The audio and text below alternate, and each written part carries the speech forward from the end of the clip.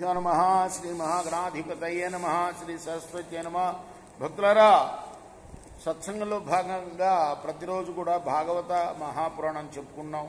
ఇందులో భాగంగా నిన్నటి వరకు 12 స్కందాలు గల ఈ భాగవతంలో 3 స్కందాలు పూర్తి చేసి 4వ స్కందాన్ని 34 భాగాలుగా చెప్పుకున్నాం నిన్నటి వరకు. ఇవాళ 35వ భాగం చెప్పుకుందాం.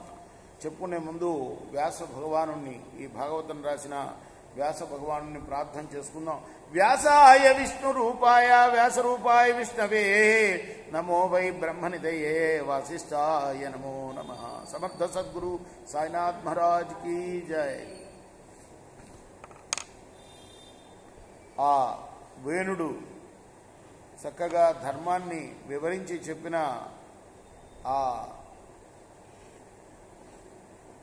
బ్రాహ్మణులతో అంటున్నాడు, ఇంకా యజ్ఞపురుషుడంటే ఎవరు? ఎవడిపై మీకు భక్తి రక్తి కలిగాయి?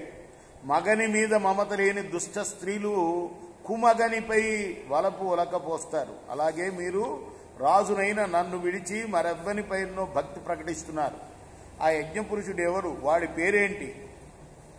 త్రిమూర్తులైన బ్రహ్మ విష్ణు మహేశ్వరులు, దిక్పాలకులైన ఇంద్రుడు, అగ్ని, యముడు, వరుణుడు, వాయువు, కుబేరుడు, చంద్రుడు, భూమి, సూర్యుడు మొదలైన దేవతలు అందరూ కూడాను వరాల్ని శాపాల్ని ఇయ్యటానికి సమర్థులు. వారందరూ రాజు శరీరంలో నివసిస్తారు. కాబట్టి రాజే భగవంతుడు అంటాడు వాడి సిద్ధాంతం. చూడండి, రాజే భగవంతుడు అనే సిద్ధాంతం ఇప్పటికీ ఉంది. ఎక్కడుందయ్యా అంటే ఆశ్చర్యపోతారు చెప్తే. బ్రిటిష్లో ఉంది. ఇప్పటికి కూడా రాజును భగవంతుడిగా పూజిస్తారు. రాచరికం ఉంది, రాజును భగవంతుడిగా పూజిస్తారు. వీడు చెప్తున్నాడు, వాళ్ళందరూ మరి నాలోనే ఉంటారు కాబట్టి నేనే భగవంతుణ్ణి, నా కోసం యజ్ఞాలు చేయాలి మీరు అని అంటున్నాడు. బాగా ఆలోచించుకోండి. రాజును సర్వదేవతా స్వరూపుడిగా భావించండి, నన్ను సేవించండి, అసూయ విడిచిపెట్టండి.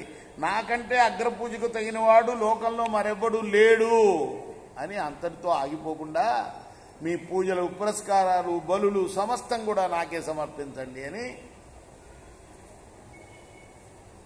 పాపకార్యాలు చేసేవాడు, దుర్మార్గుడు, అమంగళుడు, అజ్ఞాని అయిన వేణుడు అనే రాజు విపరీతమైన బుద్ధితోటి ఆ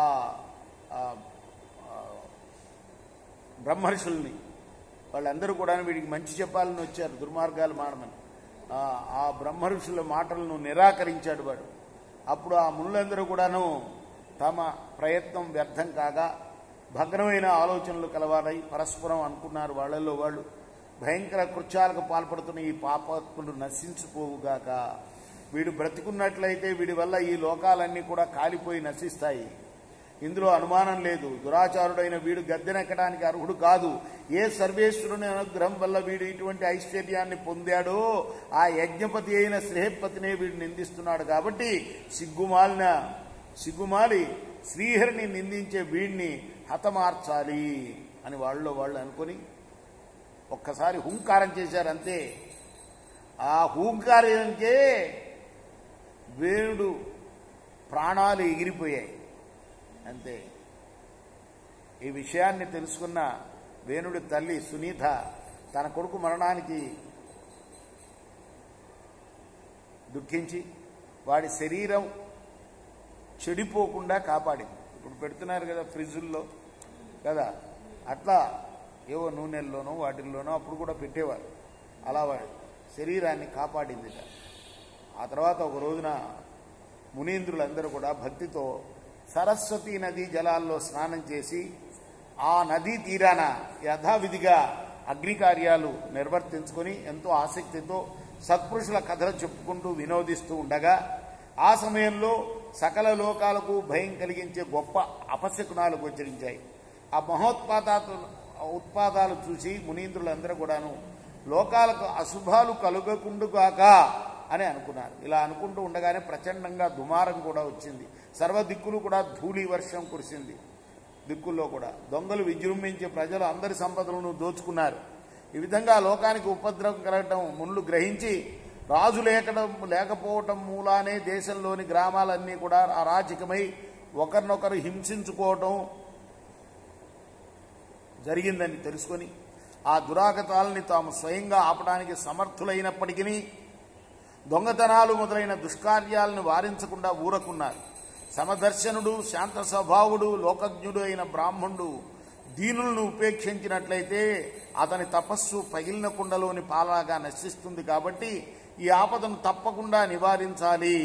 అంగవంశంలో పుట్టిన రాజులు హరిభక్తులు, మహావీరులు కావటం వల్ల వీరి వంశం ఇంతటితో తుదముట్టకూడదు, ఈ వంశాన్ని నిలబెట్టాలి అని వాళ్ళందరూ కూడా నిశ్చయించుకున్నారు.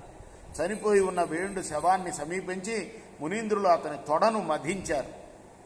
అప్పుడు ఆ వేణుడి యొక్క తొడ నుండి ఒక బోయవాడు పుట్టాడు. వాడు కాకిలాగా నల్లగా ఉన్నాడు, పొట్టిగా ఉన్నాడు.